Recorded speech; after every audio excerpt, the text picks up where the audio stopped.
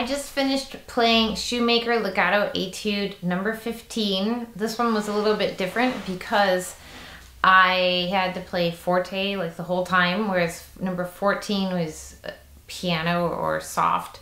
So this one actually I kind of enjoyed more playing loud. It's a little easier, so I hope you enjoyed that.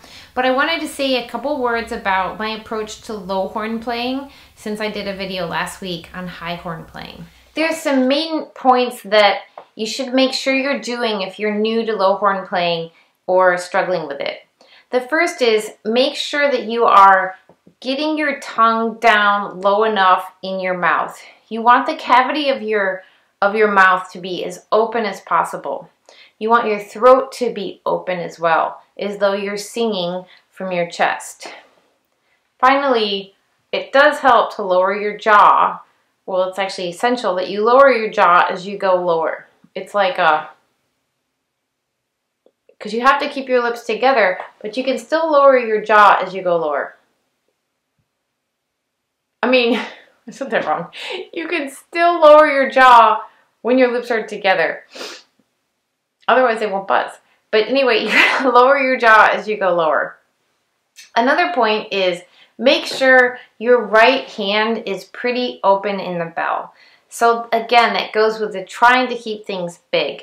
I try to imagine myself as like a big guy singing into my horn because I'm not a huge big guy and my actual singing voice is quite high, just like my talking voice. So in order for me to play low, I try to imagine everything's low and my jaw's low, my bell is low. I just try to imagine kind of this, I'm a big person. I don't know why that helps, but it kind of does. Here are a couple of exercises that I do to work on my low horn playing with my students. It's basically the same thing as playing high, it's just opposite. Instead of starting on the scale and going up and taking breaks, I start on a scale and I go down. I usually work chromatically rather than with a major scale because of the angle of the mouthpiece slowly changes as you get lower. So here's a C scale going down chromatically. Hold on, I got some water in there. A lot of water. Jeez. Okay.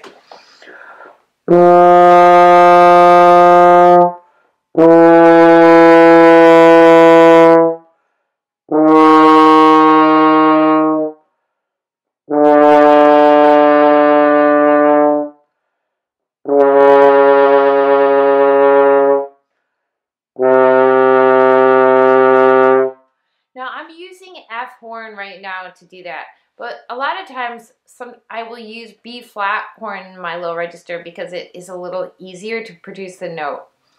I suggest you try to go for the F horn sound though as you play low, and then if you can, you know, figure out a way to use the B flat fingerings to make it easier with that sound of F horn, then you got something.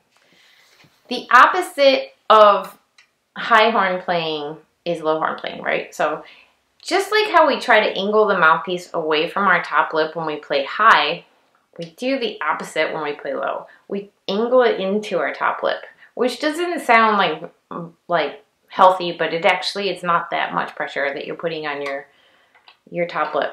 So when I go to my really pedal notes, I'm really angling into my top lip, and I'm actually even bringing the bell forward.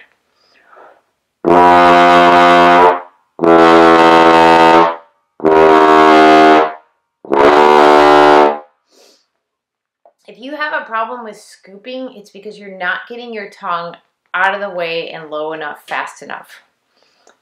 If you do have a problem with scooping, practice it multiple times tongued, like this.